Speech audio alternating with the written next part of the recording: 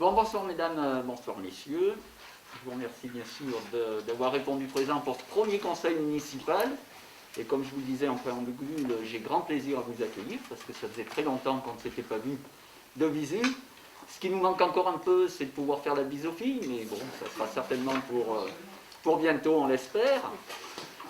Donc l'installation a lieu aujourd'hui puisqu'on nous sommes élus depuis le 18 mai officiellement, installé depuis le 18 mai le conseil municipal, et l'installation du maire et des adjoints doit se faire entre le 23 et le 28. Ce sera le 26, donc c'est aujourd'hui. Comme je vous l'avais dit, la cérémonie, si on peut parler de cérémonie, mais plutôt le conseil municipal se tient à huis clos, c'est-à-dire que le public n'est pas autorisé à rentrer parce que vraiment ça serait très compliqué. Et après trier le nombre de personnes qui auraient pu venir ici, ça aurait été encore plus compliqué de faire des déçus. Donc on a pris l'initiative de faire un film. Donc Benjamin va filmer ce conseil municipal. Il n'est pas mis en direct sur le site, c'est un peu trop compliqué, on n'a pas réussi à faire ça, mais dès qu'il sera au point, on le mettra sur le site et on créera un lien qui nous amènera sur la visualisation de films de ce conseil municipal. Donc la réunion va être courte, c'est ce que les textes, c'est ce que la législation nous demande, de faire court. Donc aujourd'hui on a un ordre du jour qui est limité. Vous avez reçu les invitations et l'ordre du jour de ce conseil municipal. Je pense qu'on va être obligé de garder nos masques, même si je pense qu'on respecte bien la distanciation de la façon dont on est installé. Tout à l'heure, quand je prenais la parole pour mon petit discours, je me permettrai de l'enlever parce que c'était un petit peu dommage. Oui, j'en profite pour dire, oui, si vous avez des téléphones, mettez-les en vibreur, s'il vous plaît. Je vous remercie, mais je remercie Anne et Audrey qui nous font plaisir, donc qui sont nos secrétaires de mairie, pour celles et ceux qui ne les connaîtraient pas, qui sont nos deux secrétaires de mairie et qui nous font plaisir de participer à ce premier conseil municipal. Je tenais un petit peu à ce qu'elles soient là pour que vous les connaissiez et qu'elles vous connaissent aussi, même si avec nos masques, c'est un peu plus compliqué. Ça sera presque un jeu dans la rue. Donc de ce fait, je déclare la séance ouverte de ce conseil municipal de l'an 2020, le 26 mai, 19h, à huis clos, à la Maison des Associations. Je vais commencer par faire un appel des présents, et dans un ordre qui est Dominique Boris, ici présent, Charline Monet, présente, Jean-François Boiry, Présent. Myriam Blanza, présente, Patrick Chavarot, Monique Faure, présente, Dominique Serre, Présent. Flavie Jurdic, présente, Hervé Villanova, Présent. Adeline Cipriani Girardin, présente, Gilles Bernet, Présent. Karine Pradel, présente, Stéphane Demonchy, Présent. Jean-Philippe Rosner, Présent. Claudine Berger. Je vous remercie. Je vous propose de désigner, enfin, s'il y en a qui veulent se porter volontaire pour la rédaction du compte-rendu et ainsi être secrétaire de séance. S'il n'y a pas de candidat, je vous propose Myriam Blanza pour ce premier conseil municipal.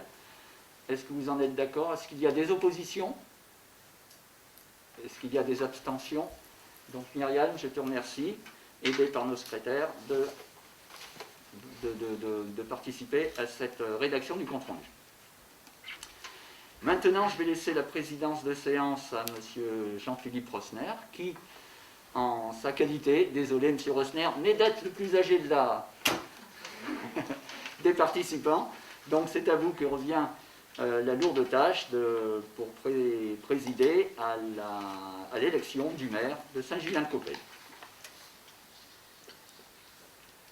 Bonsoir à tous. Alors, l'appel ayant été fait, je ne le refais pas. On a pu constater que nous étions 15 présents, donc le quorum est atteint et que nous pouvons donc procéder à l'élection du maire. Alors, je rappelle qu'en vertu des articles L 2122.4 et L 2122.7 du Code général des communautés territoriales, le maire est élu au scrutin secret et à la majorité absolue parmi les membres du conseil municipal. Si après 2 tours de scrutin, aucun candidat n'a obtenu la majorité absolue, il est procédé à un troisième tour de scrutin et l'élection a lieu à la majorité relative. En cas d'égalité de suffrage, le plus âgé est déclaré élu. Donc, deux personnes ont été désignées comme assesseurs, Madame Flavie Jurdic et Monsieur Hervé Villanova. Voilà, maintenant, à l'appel de votre nom, vous viendrez déposer votre bulletin secret dans l'urne. C'est-à-dire qu'on ne doit pas voir ce qui est écrit dessus en principe. Je me permets de prendre la parole simplement pour vous demander s'il y a des candidats à ce poste d'élection du maire. Donc je me porte candidat, Dominique Boris, au nom de la liste Ruralité Modernité. Donc vous marquez sur le bulletin qui est disposé sur votre bureau le nom de votre candidat.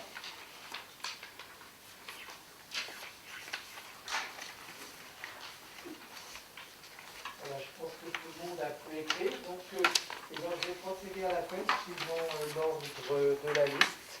Monsieur Boris. Alors tournez dans le sens des aiguilles du monde. Oui, absolument. Les deux Voilà, je regarde. Vous voulez la manipuler peut-être? Oh, voilà, je pense que chacun peut le faire. Voilà, merci, monsieur, Madame Nomet.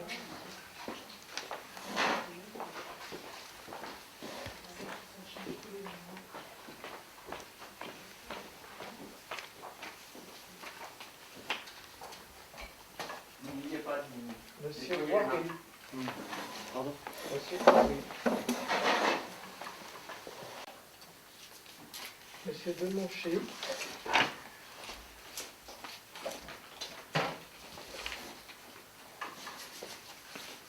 Monsieur Rosner,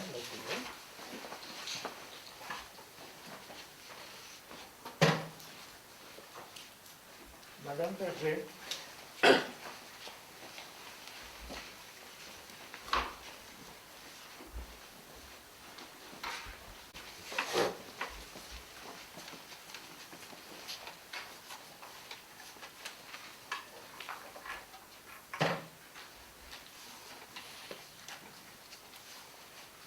Voilà, merci. Tout le monde ayant voté, je propose que les deux assesseurs viennent dépouiller le vote.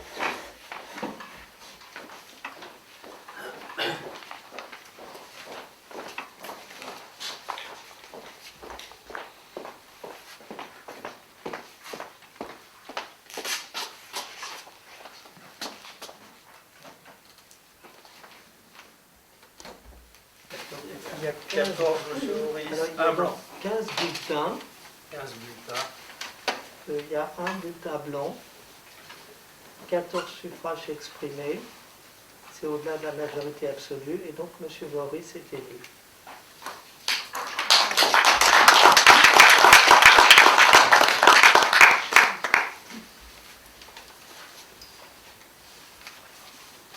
Je vous remercie. Voilà, donc il n'y a pas besoin d'autres tours. Merci, monsieur le président. Les assesseurs, vous pouvez, les bulletins qui sont là, les mettre sur le côté, pour pas qu'ils se mélangent avec les futurs votes.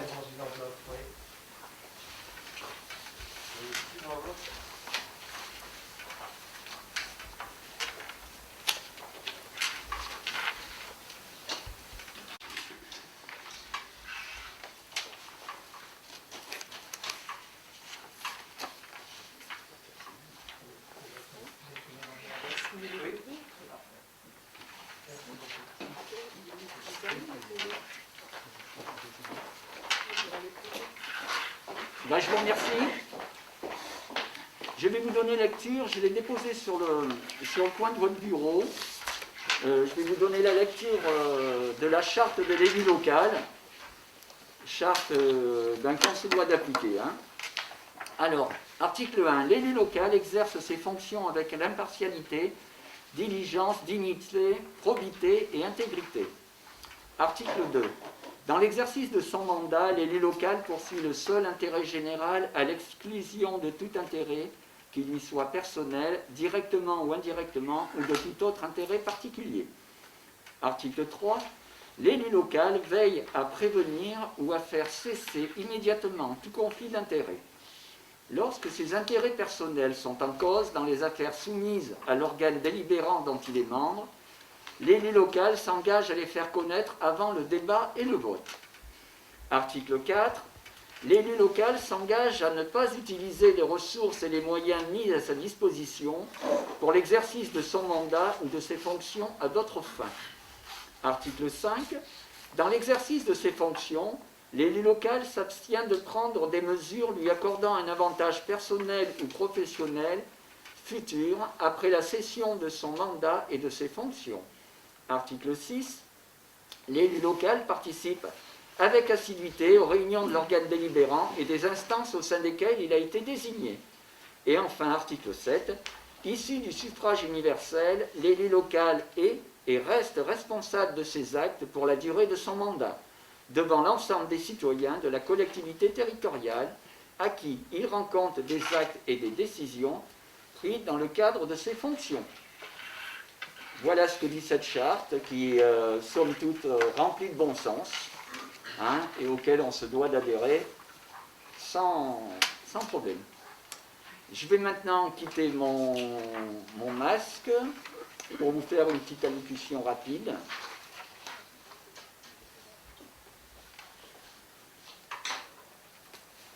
Et je vais, si vous me permettez, prendre le sein de l'écharpe pour donner un peu de solennité à cet instant. Après, je les quitterai, rassurez-vous.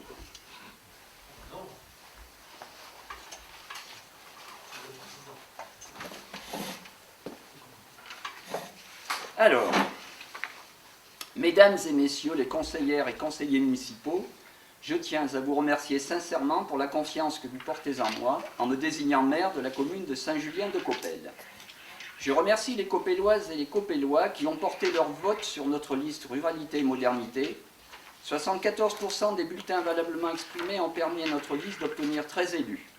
La liste pour la démocratie locale et la préservation de l'environnement est quant à elle représentée par 2 élus, que je salue ici. D'une manière générale, je remercie celles et ceux qui se sont déplacés pour venir voter ce dimanche 15 mars. En effet, nous entrions dans cette période de pré-confinement et bien des électrices et des électeurs se sont à juste titre posé la question de venir ou pas voter. Dorénavant, nous sommes une équipe de 15 élus dont le seul but est celui de gérer la commune et de faire en sorte que chaque citoyen soit heureux de vivre à Saint-Julien-de-Coppelle. Je me dois de remercier les élus du précédent conseil municipal. En effet, je suis fier du travail que nous avons accompli ensemble. Les projets entrepris au cours de ces 6 années passées justifient que nous les menions à terme. Nous devons faire une réunion d'installation courte, c'est pourquoi mes propos sont réduits à ces quelques mots. Nous aurons l'occasion, lors de prochaines réunions et de prochains conseils municipaux, de parler de nos projets en cours et à venir. Mais la Covid-19 étant passée par là, certaines opérations prennent du retard, mais ne sont pas remises en cause. Dans l'immédiat, je dois avec vous prendre l'élan nécessaire pour mettre en œuvre le programme que nous avons développé lors de la campagne électorale. Nous allons composer les commissions et je souhaite que chacune et chacun, selon ses compétences et ses envies, y participe de façon active. Les commissions permettent d'échanger de manière constructive, que l'on soit élu d'une liste ou d'une autre. Seul l'intérêt des habitants et de la commune doit guider nos choix et notre éthique. Toutes et tous, je vous souhaite une bonne installation. Beaucoup de travail nous attend. Je connais votre engagement. C'est donc avec sérénité que j'entame ce nouveau mandat. Mesdames et messieurs, je vous remercie.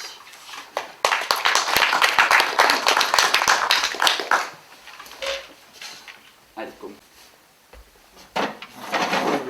Alors, écoutez, je vous remercie. Donc, sont proclamés élus adjointes et adjoints. Madame Charline Monet, première adjointe. Monsieur Jean-François Boiry, deuxième adjoint. Madame Myriam Blanza-Lernoux, troisième adjoint. Monsieur Patrick Chavarot, quatrième adjoint. Félicitations.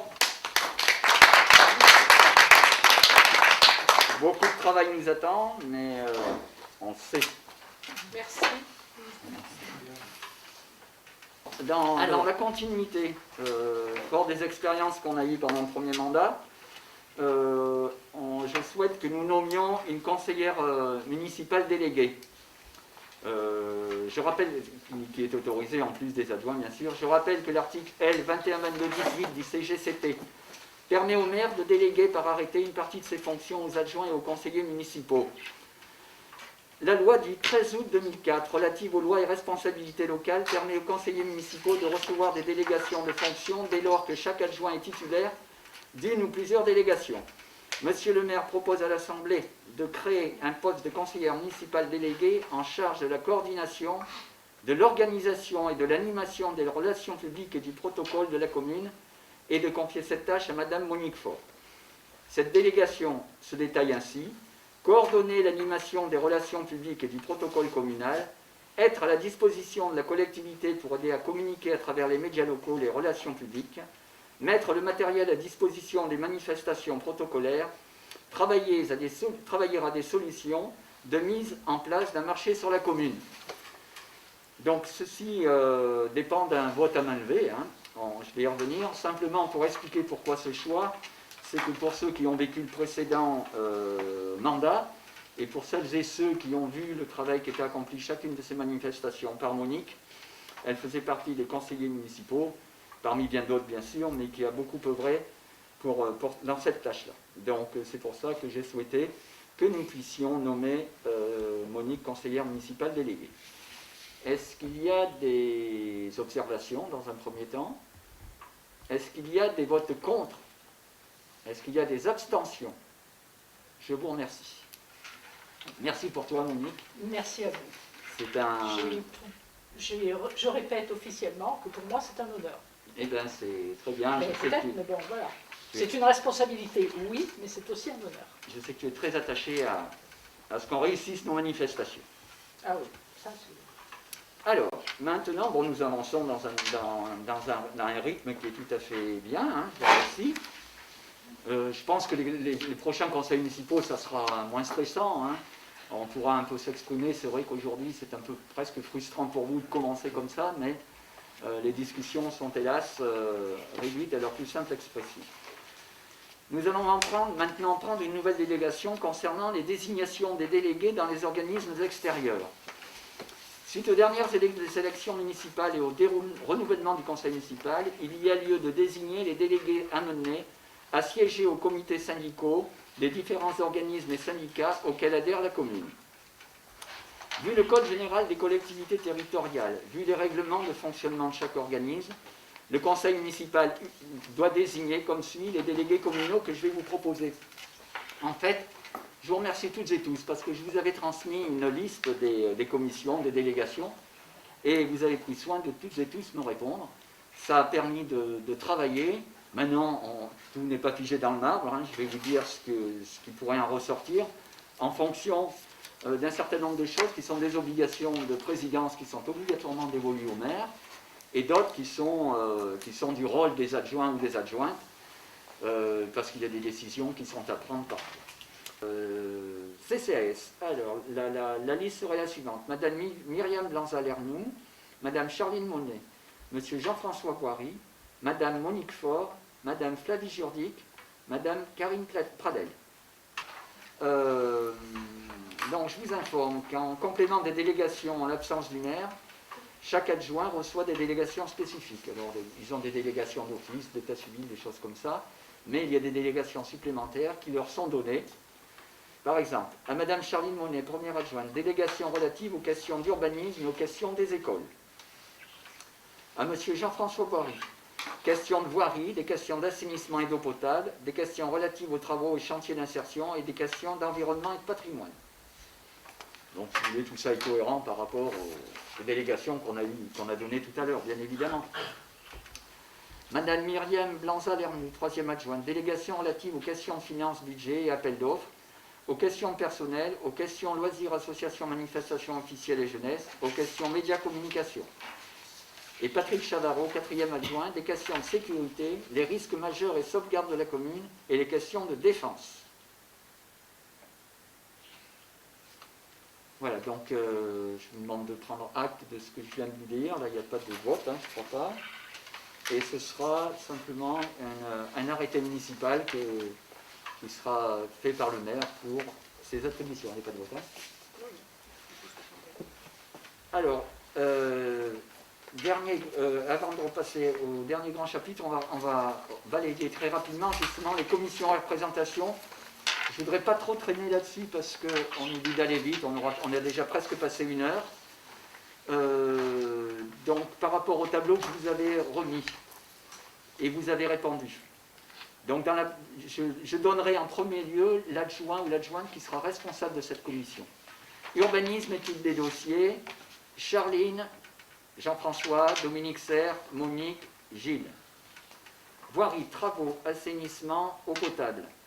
Jean-François et Patrick, qui vont mener cette commission à tous les deux. Jean-François sera le number one. Myriam, Charline, Dominique Serre, Monique Faure, Stéphane Demonchy, Jean-Philippe Rosner, Adeline. Budget et finances, Myriam, Karine, Monique, Claudine. La CCID, donc cette fameuse commission communale des impôts directs, on la verra une prochaine fois. La CAO, la commission d'appel d'offres, on vient de la voir. Les écoles, Charline, Myriam, Dominique Boris, Dominique Serre et Adeline. C'est un sujet aujourd'hui qui nous prend beaucoup de temps. Hein. Avec cette période de Covid, là, je peux vous assurer qu'on y a passé beaucoup d'énergie. Environnement et patrimoine, qui est une association à construire, Jean-François, Flavie, Gilles, Adeline. Sécurité, donc ça concerne ce que va faire Patrick Chavarot, donc le plan de sauvegarde, le DICRIM, les écoles, les PPMS, tout ce qui touche à la sécurité des personnes, aussi bien dans les écoles que la population. Patrick, Jean-François, Myriam, Stéphane. Personnel, Myriam, Patrick, Karine, Dominique Serre, et moi bien sûr. Loisirs association, manifestation officielle jeunesse, Myriam, Flavie, Dominique Serre, Monique. Organisation, dépôt et des moments de convivialité, donc c'est rentre pile poil dans l'attribution qu'on vient de donner à la conseillère déléguée Monique Faure, plus Flavie, Dominique Serre et Jean-François. Responsable de la Sono, là je remercie Hervé de cette portée volontaire, parce que pour remplacer des dévelverges, c'est pas facile, mais c'est bien, donc tu prendras ton attache pour regarder comment ça fonctionne, et je te remercie sincèrement. Prise des photos lors des cérémonies diverses. Là, j'ai personne.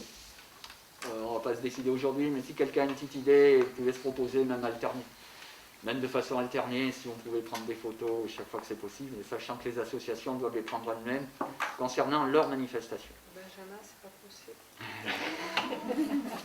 Porte-drapeau, c'est le drapeau de la commune pour les cérémonies officielles. Non plus, j'ai pas de candidate ou de candidat. S'il y en a qui veulent, n'hésitez pas, pour la prochaine fois, on en reparle. Tenue du site internet, rédaction des articles pour le bulletin municipal. Donc là aussi, c'est un gros travail. Myriam, Karine s'était proposée, Flavie et Monique pour le bulletin. Tenue du pressbook, ça c'est Monique et Flavie.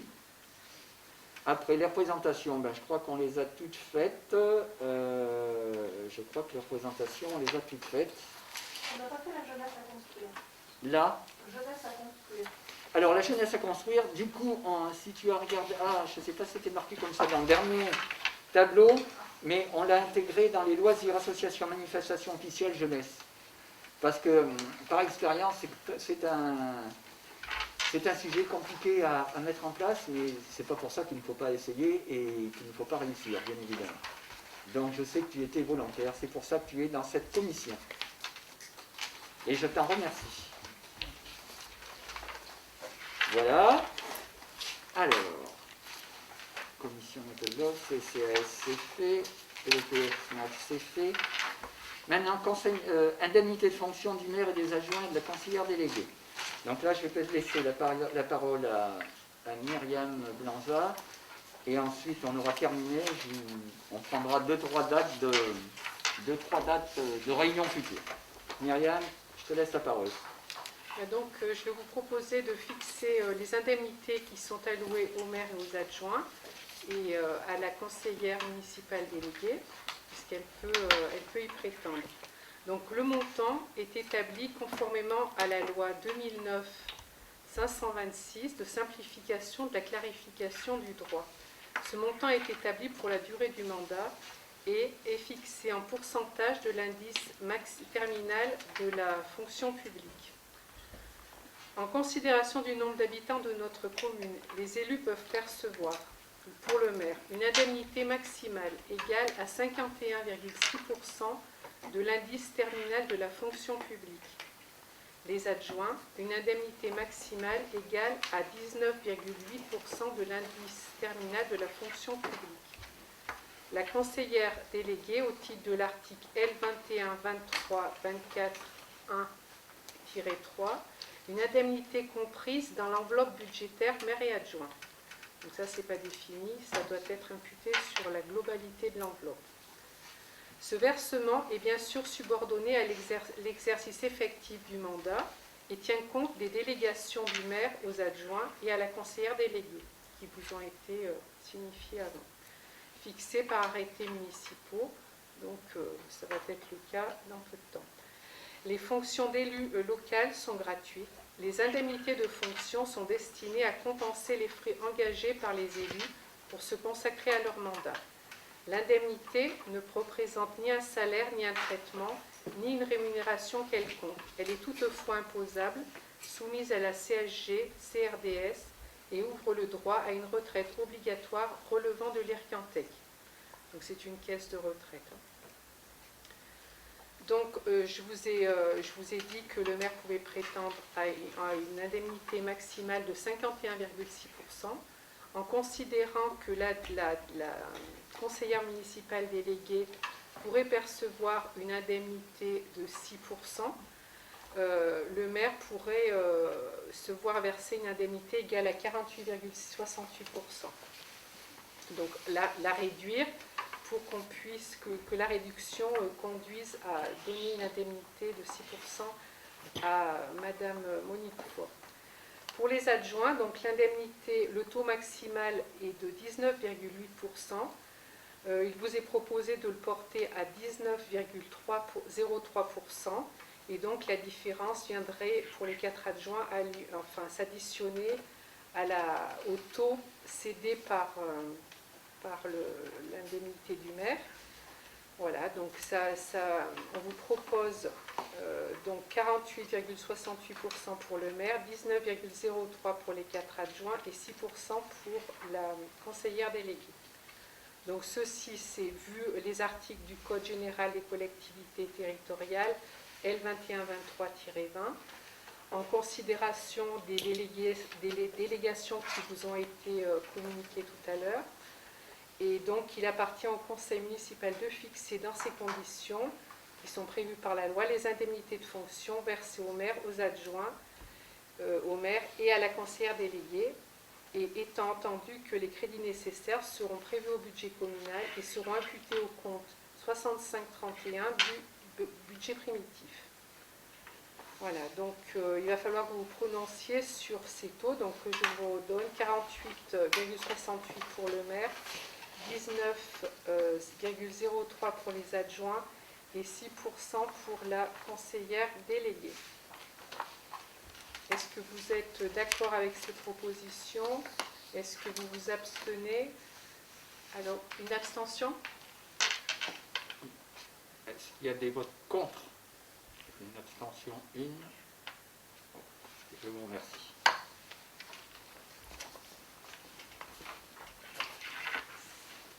Vous avez été parfait. Je m'excuse, mais vraiment, vous devez vous dire, si c'est toujours comme ça, on ne va pas avoir beaucoup la parole. Non, non, rassurez-vous, on aura beaucoup de choses à travailler ensemble, parce qu'on a beaucoup de projets sur la table. On a des écoles, on a un certain nombre de choses, on a le presbytère, on a des travaux à entreprendre, etc. Et je vous propose, alors attendez, je vous propose, je ne sais pas, je crois que je vous l'avais marqué dans l'agenda, que nous fassions deux conseils municipaux coup sur coup. Le prochain, en espérant que les mesures seront peut-être un petit peu moins draconiennes, le prochain, je pense qu'on sera là aussi, hein, les deux prochains. Le prochain serait consacré à discuter un peu plus ouvertement justement sur tous nos projets, qu'on puisse vous présenter où on en est sur un certain nombre de choses. Voilà, et puis que vous puissiez vous exprimer, dire où on va, qu'est-ce qu'on fait, comment ça s'articule. Alors celui-ci, il serait prévu le mercredi 10 juin. D'abord, ce qui n'était pas demandé, est-ce que nous avions des dates qui étaient le mercredi auparavant, à 20h. Est-ce que ça vous convient d'abord si nous continuons là-dessus? Pourquoi on avait fait ça? C'est que le lundi, on a beaucoup de réunions de la Campo. Les mardis, je ne sais plus ce que c'est souvent le sud-ouest ou des choses comme ça. Le vendredi et le samedi, bon, samedi matin, nous on est en réunion des adjoints, puisqu'on a fixé les réunions d'adjoints tous les samedis matins. On se retrouve les adjoints tous les mercredis matins, tous les samedis matins, tous les vendredis après-midi. Il faut mériter son indemnité, comme dirait. Donc, les vendredis, on s'était dit, on va le garder. Il y a beaucoup d'associations qui font leurs AG les vendredis. Donc, on s'était dit, on ne fixe rien les vendredis. De toute façon, on garde un peu de liberté. Il y en a qui travaillent après, qui organisent des choses avec les enfants, etc. Donc, si vous êtes d'accord, on pourrait les maintenir le mercredi à 20h. Et Parfois, il y a le CIREC le mercredi, mais peut-être qu'on peut ces jours-là la décaler à 20h15 ou 30. alors, en général, c'était le troisième mercredi. Sauf quand je sais à l'avance qu'on a des réunions importantes et que je ne peux pas décaler, mais ça serait le troisième mercredi à 20h. Exception, on en aurait un le mercredi 10 à 20h et le mercredi 17 à 20h également, qui serait consacré au budget primitif de la commune. C'est des choses que l'on vote d'habitude au mois de mars ou avril. Et là, on a jusqu'au 31 juillet, mais j'estime qu'après le 30 juin, on pensera à autre chose pour certains, donc on va essayer de le faire avant le 31 juillet. Audrey a déjà pas mal travaillé dessus. Nous, on a une réunion jeudi soir, les élus de la commission budget déjà. Voilà, ce que je voulais vous dire, c'est tout dans un premier temps. Et je vous informerai dès que nous aurons reçu les masques du conseil départemental. On a fait une première distribution des masques de la région. C'est certains qui ont été fabriqués par ce groupe de travailleuses, que je remercie encore une nouvelle fois. Nous allons recevoir ceux du conseil départemental. J'ai eu Jackie Grand tout à l'heure, mais il n'a pas de date, ce ne sera pas encore. Et nous avons reçu ce que nous avions commandé de la commune. Donc notre prochaine distribution, ça sera 2 masques dans les enveloppes, un de la commune, un du conseil départemental. Et là, je vous solliciterai, aussi bien en tant qu'élu que membre du CCAS, pour distribuer comme on l'a fait jusqu'à présent. C'est un moment aussi agréable, donc on m'essouplit ici, et puis voilà. Voilà, et bien écoutez, encore une fois, merci d'avoir répondu présent. On va clore ce premier conseil municipal, et je vous souhaite une bonne semaine.